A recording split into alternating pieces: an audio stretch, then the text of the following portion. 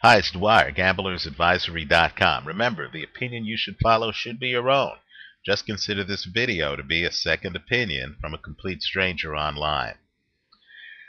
You know, Oscar De La Hoya on 24/7 told Victor Ortiz that he was a shot fighter when he fought Floyd Mayweather. One wonders then how he could have been shot when the fight before that fight he completely owned Ricardo Mayorga, knocking him out after dominating the action.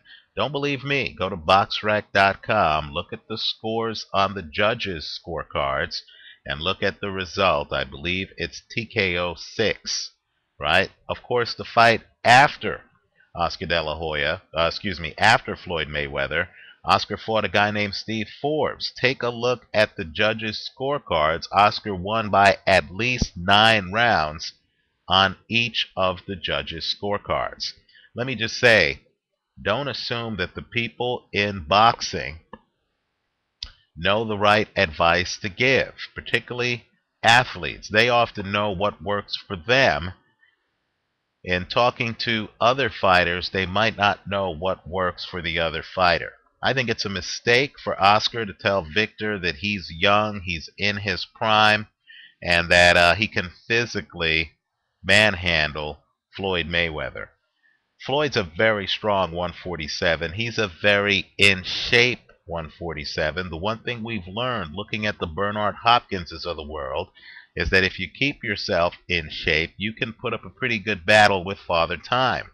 I don't believe Ortiz has the skills to come in and try to manhandle Floyd Mayweather.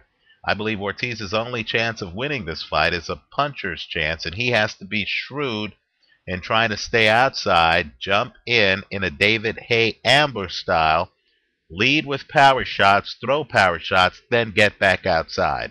I think it's exactly the wrong kind of advice for Oscar to be giving Ortiz, to tell Ortiz that he's young, he's vibrant, he can come in, he can rough up Floyd Mayweather.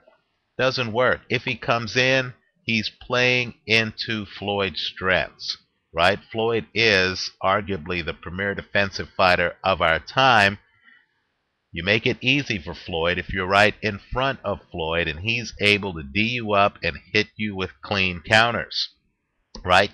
To offset Floyd's technical brilliance, what you want to do is be outside so you're not dealing with Floyd's technical brilliance. Then you want to jump in with lead power shots. Then you need to get back out. If you stick around, Floyd Mayweather is one of the sports, in fact, if not the sport's premier counter puncher. If you want to see a guy who tried to stay inside on Floyd and thought that he could physically dominate Floyd and then get systematically taken apart, take a look at the Arturo Gatti Floyd Mayweather fight. This is the same Gatti who gave Mickey Ward all he could handle, right? Gotti's nickname was Thunder Gotti. He was the ultimate warrior. He was Mr. Physicalness. And all I could say is he got completely dismantled by Floyd Mayweather. You can't fight that fight, Victor, to win. Forget about the age difference because the talent gap is greater than the age gap. What you need to do is be outside and just make the fight a referendum on your punching power, right? You have the power and the hand speed to come inside, lead with heavy punches, get back outside. If you stick around inside like you did in the early part of the Andre Berto fight, you're going to find yourself on your back like you did in that Berto fight early on, right? You cannot beat Floyd by trying to manhandle him. That's a recipe for disaster. I'm sure Oscar De La Hoya knows well. Good thing Oscar is a promoter and not a trainer. Let me know what you think. Let's have an ongoing dialogue on this fight.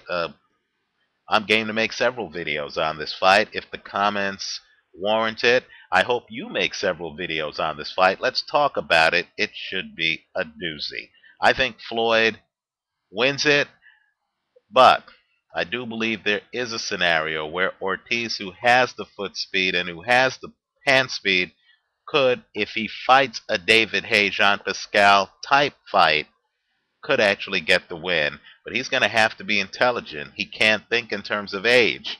He can't think in terms of being the better athlete than Floyd. He can't think in terms of bum rushing Floyd.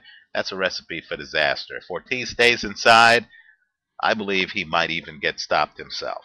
Let me know what you think. Leave your comments for me here on YouTube. Visit us at gamblersadvisory.com. Thanks for stopping by.